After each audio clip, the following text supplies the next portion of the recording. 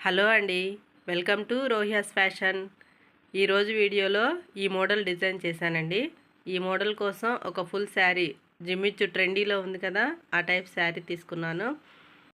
శారీతో పాటు designer net 1/2 metre, అలాగే cotton ఒక 1/2 మీటరు, క్రేప్ ఒక 2 మీటర్స్, 2 ఇంచెస్ కెన్ పట్టి ఎలాస్టిక్ తీసుకోవాలి.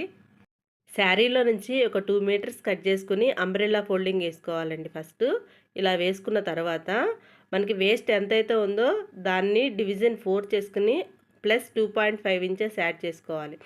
ఈ 2.5 యాడ్ చేసుకున్నది మనము కోణం దగ్గర స్టార్టింగ్ పాయింట్ ఎక్కడ ఉందో అక్కడికి పెట్టుకోవాలి. అక్కడి నుంచి కింద మనకి లెంత్ ఎంతైతే ఉందో బాడీ లెంత్ మైనస్ చేసి రిమైనింగ్ మార్క్ చేసుకోవాలండి. అలాగే లైనింగ్ కూడా ఇదే విధంగా కట్ చేసుకోవాలి. రెండింటిని, main fabric, lining. Body part cutting కోసం కాటన్ ఫ్యాబ్రిక్ తీసుకుని ఫస్ట్ ఈ మార్క్స్ స్క్రీన్ పైన ఇచ్చిన విధంగా కట్ చేసుకోండి. వేస్ట్ దగ్గర మట్టుకి ఒక 1 ఇంచ్ అప్ చేసుకోండి. ఆర్మ్ షేపు అలాగే వేస్ట్ దగ్గర కూడా కొద్దిగా లైట్గా షేప్ తీసేసుకుని మార్క్ పెట్టేసుకుని కటింగ్ చేసుకోవాలండి. ఫ్రంట్ పార్ట్ అయిపోతుంది. ఇప్పుడు బ్యాక్ పార్ట్ కోసము సేమ్ ఈ బాడీ ఫ్రంట్ పార్ట్ కట్ చేసాం కదా, దానికి ఒక 1 ఇంచ్ గ్యాప్ ఇవ్వాలండి. సైడ్న ఫోల్డింగ్ వైపు ఒక 1 ఇంచ్ లీవ్ చేసి సేమ్ యాజ్ టీజ్గా ఫ్రంట్ పార్ట్ పెట్టేసేసి బ్యాక్ పార్ట్ని కటింగ్ చేసుకోవాలి. 1 ఇంచ్ గ్యాప్ అనేది బ్యాక్ ఓపెన్ ఉక్స్ పట్టీ కోసం అండి. ఇది ఇలా మొత్తం కట్ చేసుకున్న తర్వాత ఫ్రంట్ పార్ట్లో ఆర్మ్ షేప్ కొంచెము కర్వ్ తీయండి. ఇదే విధంగా డిజైనర్ నెట్ ఫ్యాబ్రిక్, క్రేపు అలాగే శారీ క్లాత్ మెయిన్ ఉంది కదా, ఈ 3 లేయర్స్ అంటే మొత్తం టోటల్ 4 లేయర్స్ కట్ చేసుకోవాలండి. బాడీ పార్టు స్టిచ్చింగ్ అండి. దీనికోసం మనం 4 ఫ్యాబ్రిక్స్ డిఫరెంట్గా తీసుకున్నాం కదా. ఫస్ట్ క్రేప్ తీసుకున్నాను, దానిపైన శారీలో ఉన్న ఫ్యాబ్రిక్. క్రేప్ కొంచెం షైనింగ్ తక్కువ ఉంటుంది కాబట్టి శారీ ఫ్యాబ్రిక్ కూడా తీసుకున్నాను. నెక్స్ట్ వచ్చేసి డిజైనర్ నెట్ తీసుకున్నాం కదా, దాన్ని కూడా ఈ 3 లేయర్స్ని ఒకదానిపైన ఒకటి పెట్టేసేసి 3ని స్టిచ్ చేసుకోవాలి. కాటన్ ఫ్యాబ్రిక్ కన్నా ఈ 3 ఫ్యాబ్రిక్స్ కొద్దిగా క్లాత్ ఎక్స్ట్రా తీసుకున్నాను. నెక్ మార్కింగ్ చేసుకుందాము. ఫ్రంట్ పార్ట్ గ్యాప్ వచ్చేసి 2 ఇంచెస్, లెంత్ వచ్చేసి 3/4, 2 గ్యాప్, అలాగే 3/3 వచ్చేసి నెక్ లెంత్ మార్క్ చేసుకున్న తర్వాత చిన్న రౌండ్ షేప్ ఇచ్చేసుకోవాలి. నెక్ కట్ చేసిన తర్వాత ఇందాక జాయిన్ చేసాం కదా 3 లేయర్స్, దానిపైన కాటన్ ఫ్యాబ్రిక్ పెట్టేసి నెక్ చుట్టూరా కుట్టేసుకోవాలండి. ఇలా పిన్స్ పెట్టుకొని అటు ఇటు కదలకుండా పిన్నులు పెట్టేసుకుని నెక్ చుట్టూరు ఒక 1/4 ఇంచ్ గ్యాప్ తోటి చుట్టూ కుట్టుకోవాలండి. కుట్టిన తర్వాత మనకి ఎక్స్ట్రా ఉంది కదా, దాన్ని కటింగ్ చేసేసుకుని కాటన్ ఫ్యాబ్రిక్ని కొంచెం పక్కకు తీసుకుని దాని చుట్టూరు కాటన్ ఫ్యాబ్రిక్ మీద కొద్దిగా మిడిల్లోకి వచ్చేటట్టు రౌండ్ కుట్టుకోవాలండి. రెండిటికి మధ్య గ్యాప్లో వచ్చేటట్టుగా లైన్ కుట్ అనేది రావాలి. నెక్స్ట్ సరి చేసుకుని పై కుట్టు ఇంకొకసారి వేసేసుకోవాలి. నెక్ దగ్గర ఇలా పైన కుట్టేసేసుకుంటే మనకి కాటన్ అనేది పక్కకు వచ్చేసింది. ఇప్పుడు చుట్టూ రౌండ్ అన్ని వైపులు కూడా సైడ్ కుట్లు వేసేసుకుని మిగతా ఎక్స్ట్రా ఫ్యాబ్రిక్ ఉంది కదా, దాన్ని కటింగ్ చేసేసుకోవాలి. నెక్ కటింగ్ చూద్దాము. విడ్త్ వచ్చేసి 2 ఇంచెస్, లెంత్ వచ్చేసి 3 ఇంచెస్ తోటి రౌండ్ మార్క్ చేసుకుని కట్ చేసుకోవాలి. సేమ్ ఇందాక ఫ్రంట్ ఎలా కుట్టామో అదే విధంగా బ్యాక్ పార్ట్ కూడా కటింగ్ చేసుకోవాలండి. నెక్ తిరిగేసేసి బ్యాక్ పార్ట్ కూడా సేమ్ ఫ్రంట్ పార్ట్ లానే రివర్స్ చేసేసుకున్న తర్వాత సెంటర్ 1 ఇంచ్ గ్యాప్ ఎక్స్ట్రా తీసుకున్నాం కదా, అక్కడ సెంటర్లో ఫస్ట్ ఒక స్టిచ్ అనేది లైన్గా కింద దాకా వేసుకోవాలండి. ఇది అటు ఇటు కదలకుండా ఉండటం కోసం ఫ్యాబ్రిక్ ఇలా స్టిచ్ చేసిన తర్వాత దానికి 1/4 ఇంచ్ గ్యాప్ తోటి అటు ఇటు ఇంకొక స్టిచ్ వేసుకోవాలి. అటువైపు ఇటువైపు లెఫ్ట్ సైడు రైట్ సైడు ఇంకో స్టిచ్ వేసుకున్న తర్వాత మిడిల్ లైన్ ఉంది కదా, దాన్ని కటింగ్ చేసేసుకోవాలి. ఇలా 2 పార్ట్లు బ్యాక్ మనం ఓపెన్ పెడుతున్నాం కదా, ఈ 2 పార్ట్లు సపరేట్ అయిపోతాయి. ఇలా కటింగ్ చేసుకున్న తర్వాత హుక్స్ పట్టి కాజా పట్టి కుట్టుకోవాలండి. ఇలా 2 పార్ట్స్ సపరేట్ చేసిన తర్వాత అందులో ఒక పార్ట్ తీసుకుని చిన్నగా ఒక సైడ్ 1 సైడ్ స్టిచ్ చేయాలండి, కట్ చేసిన వైపు. అలా స్టిచ్ చేసిన తర్వాత దాన్ని ఇంకొక మడత వేసేసుకోవాలి. మనం ఎక్స్ట్రా ఎంతైతే పెట్టామో దాన్ని లోపల ఫోల్డింగ్ అయిపోతుంది. జస్ట్ ఎక్స్ట్రా తీసుకున్న క్లాత్ అనేది లోపలికి వెళ్ళిపోద్ది. అలాగే కాజా పట్టీ కోసం ఇంకొక కాటన్ ఫ్యాబ్రిక్ ఎక్స్ట్రా తీసుకుని 1.5 ఇంచ్ తోటి దాని మీద ఒక 1/4 ఇంచ్ గ్యాప్ తోటి అటాచ్ చేసేసి లోపలికి సేమ్ మనం కాటన్ ఎంతైతే ఎక్స్ట్రా తీసుకున్నామో ఇప్పుడు తీసుకున్న cotton fabric only just cotton ఫ్యాబ్రికే లోపలికి మడతపెట్టి స్టిచ్ చేయాలి. కాజా పట్టీకే మనము కాటన్ యాడ్ చేసాము. ఇది లోపల వైపు ఉంటుంది కదా, సాఫ్ట్గా ఉండటం కోసం కాటన్ యాడ్ చేసుకోవాలి. ఇప్పుడు బ్యాక్ పార్ట్ స్టిచ్ చేసాం కదా, వీటిని ఫ్రంట్ పార్ట్ మీద పెట్టేసేసి ఒకసారి చెక్ చేసుకోవాలండి ఏమన్నా క్లాత్ ఎక్స్ట్రా ఉన్నదో. ఈ పద్ధతిలో స్టిచ్ చేస్తే క్లాత్ అనేది ఎక్స్ట్రా కూడా ఏముండదు, కరెక్ట్గానే సరిపోతుంది. ఇప్పుడు షోల్డర్ జాయిన్ చేసుకోవాలి. షోల్డర్స్ ఖర్చు కనబడకుండా ఫస్ట్ మంచి వైపు క్లాత్ గుడ్ వైపు మంచి వైపు ఏదైతే ఉందో ఒక చిన్న పావించి కంటే తక్కువ గ్యాప్ తోటి పైన షోల్డర్ జాయిన్ చేసుకుని ఇప్పుడు లోపల వైపుకి అంటే తిరగవైపు పెట్టేసేసుకుని ఇప్పుడు ఇంకొక 1/2 ఇంచ్ గ్యాప్ తోటి స్టిచ్ చేసుకోవాలి. షోల్డర్ స్టిచ్ చేసిన పట్టీ అనేది బ్యాక్ సైడ్ వైపు ఉండేటట్లుగా చూసుకుని దానిపైన ఇంకొక కుట్టు అనేది వేసుకోవాలి. మనకి శారీ విడ్త్ వచ్చేసి 44 ఇంచెస్ ఉంటుందండి. అప్పుడు మనకి హ్యాండ్ లెంత్ వచ్చేసి 44లో హాఫ్ 22 ఇంచెస్ అవుతుంది. ఇంకా మీకు లెంత్ ఎక్కువ కావాలంటే డైరెక్ట్గా సపరేట్గా కట్ చేసుకోవటమే. ఎక్కువ హ్యాండ్స్ బబుల్గా కావాలంటే కొంచెం క్లాత్ అనేది ఎక్స్ట్రా తీసుకోవాలండి. ఉన్నదానికంటే ఒక 5 to 10 ఇంచెస్ ఎక్స్ట్రా తీసుకుంటే సరిపోతుంది.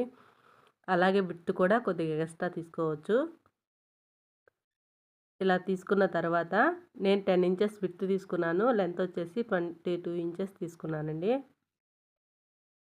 ఈ హ్యాండ్స్కి పైన వరకే చిన్న చిన్న ప్రిల్స్ వస్తాయండి, దానికోసం మార్కింగ్ అండి. నార్మల్ లోతు ఎంతైతే తీసుకుంటామో దానికంటే ఎక్స్ట్రా ఇంకొక 3 కానీ 2.5 మీకు క్లాత్ని బట్టి అని చెప్పాను కదా, ఎక్స్ట్రా తీసుకోవాలండి. పైనుంచి అలా ఎంత 3-4 ఇంచెస్ అలా డౌన్ చేసుకుంటే మనకి ప్రిల్స్ అనేవి చక్కగా నిలబడతాయి. మీరు తీసుకున్న దాన్ని బట్టి ఉంటుంది. నాకు క్లాత్ని అడ్జస్ట్ కోసమని ఇలా తీసుకున్నాను.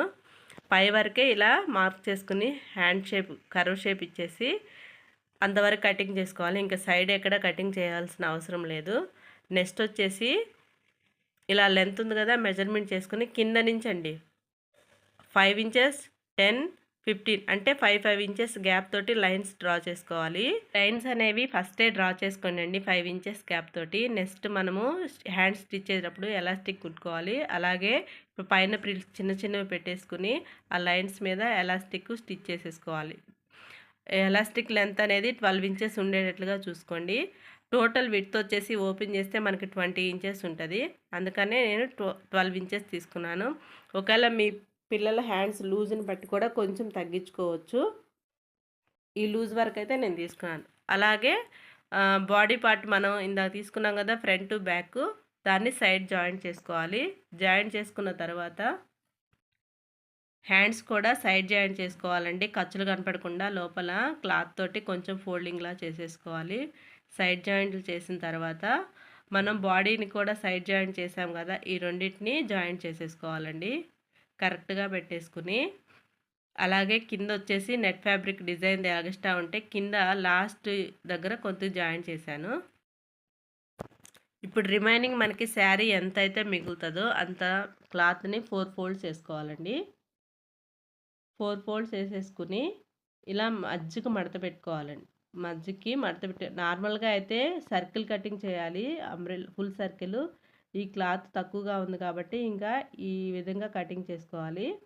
మీకు కనుక క్లాత్ ఎక్కువ ఉంటే అంబ్రెల్లా కటింగ్లో కట్ చేసుకోవచ్చు. ఈ విధంగా అయినా డిజైన్ బాగుంటుంది. ఒక 5 ఇంచెస్ అటు ఇటు పైకి పెట్టేసుకుని మడత పెట్టిన తర్వాత కొంచెం క్రాస్ స్లైట్గా కర్వ్ తీసుకోవాలి. ఇలా మార్క్ చేసుకున్న తర్వాత కటింగ్ చేసుకోవాలి. కటింగ్ చేసుకున్న తర్వాత సైడ్ జాయింట్లు ఉంటాయి కదా, వాటిని కూడా కట్ చేసుకుంటే మొత్తము మనకి 4 లేయర్స్ అనేవి వస్తాయండి. 4 లేయర్స్ సపరేట్ చేసుకోవాలి.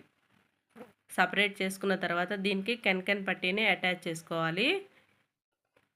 ఇలా మీరు 2 ఇంచెస్ కెన్కెన్ పట్టీ అని చెప్పాను కదా, ఒక్కొక్క లేయర్కి జాయింట్ చేసేసుకోవాలండి చుట్టూ.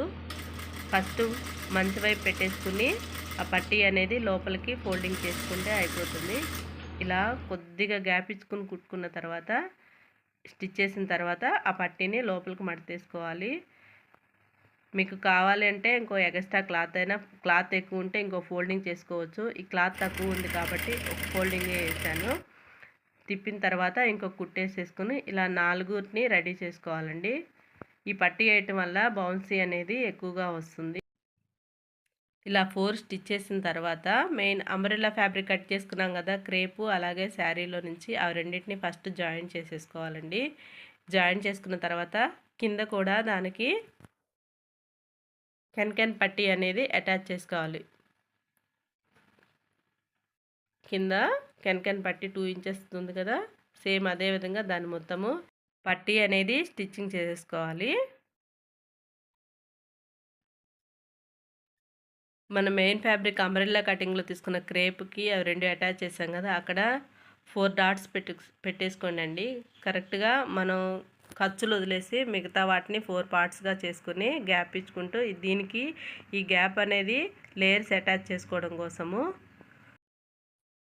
ఇప్పుడు మనం 4 తీసుకున్నాం కదా, అందులో ఒక లేయర్ తీసుకుని మనకి లెంత్ ఎంతైతే ఉందో అక్కడికి ఒక మార్క్ పెట్టుకోవాలండి. పెట్టుకున్న తర్వాత మిగతా ఎంత క్లాత్ అయితే ఉంటుందో అంతకి హాఫ్ ఫోల్డ్ చేసేసుకోవాలి. అంటే ఎంత క్లాత్ ఉంటే అక్కడికి ఫోల్డింగ్ చేసేసిన తర్వాత దాని మిడిల్లో కరెక్ట్గా ఇంకొక పాయింట్ పెట్టేసుకుని ఇలా పట్టుకోవాలండి.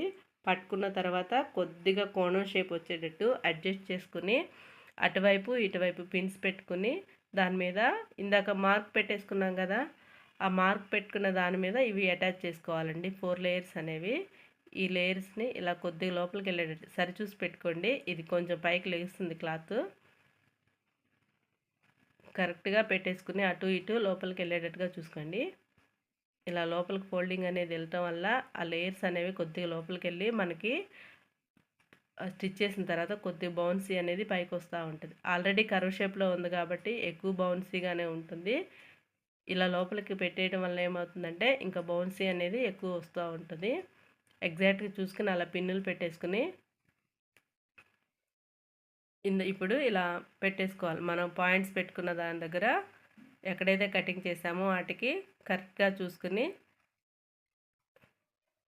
మీకు 4 లేయర్స్ కరెక్ట్గా ఎక్కడెక్కడ గ్యాప్ కరెక్ట్గా సరిపోతుందో అక్కడికి పిన్నులు పెట్టేసుకుని జాయిన్ చేసేసుకోవాలండి. ఇలా జాయిన్ చేసుకుంటే ఇలా దాని మీద ఇంకొక కుట్టు పెట్టేసుకోండి. ఫస్ట్ పిన్నులతో పెట్టుకోండి, డైరెక్ట్గా స్టిచ్ చేయకుండా. ఇలా చేయటం వల్ల ఏమవుతుందంటే ఇప్పదీసి కుట్టడం అనేది కాకుండా మనకి ఎగ్జాక్ట్గా తెలుస్తూ ఉంటుంది. ఇలా 4 లేయర్స్ని కరెక్ట్గా పెట్టుకుని ఇప్పుడు కుట్టు అనేది వేసుకోవాలండి. చూడండి కరెక్ట్గా ఇలా స్టిచ్చింగ్ అనేది వచ్చేస్తుంది. ఇలా స్టిచ్చింగ్ చేసుకున్న తర్వాత సైడ్ జాయింట్లు కూడా చేసేసుకోవాలి. సైడ్ జాయింట్లు ఇలా మనం ఎంత ఖర్చు అయితే ఎక్స్ట్రా పెట్టామో వాటిని స్ట్రైట్గా కుట్టేసుకోవటమే. ఇప్పుడు బాడీ పార్ట్ తీసుకుని హ్యాండ్స్ అవన్నీ జాయిన్ చేసేసాం కదా, కింద బ్యాక్ సైడ్ కూడా ఒకదాని మీద ఒకటి పెట్టేసి వెనక ఒక 1 ఇంచ్ పైకి ఉండేటట్లుగా కుట్టుకోవాలండి. అది స్టిచ్చింగ్ చేస్తే జాయింట్లు అయిపోతుంది. ఇప్పుడు దీనికి మెయిన్ ఫ్యాబ్రిక్ మనం కింద కుట్టాం కదా, దాన్ని అటాచ్ చేసేయాలి. ఇలా ఫైనల్ లుక్ వస్తుందండి. ఇప్పుడు నెట్ ఫ్యాబ్రిక్ అనేది వేస్ట్ కాకుండా ఇలా ఫ్లవర్స్ లాగా అలాగే చిన్న చిన్న చక్కగా నీట్గా కట్ చేసుకుని ఆ కెన్ పట్టీ మీద ఫ్లవర్స్ అనేవి అటాచ్ చేసుకోవాలి. ఫ్యాబ్రిక్ అనేది లాస్ట్ వరకు ఎక్కడ వేస్ట్ కాదు.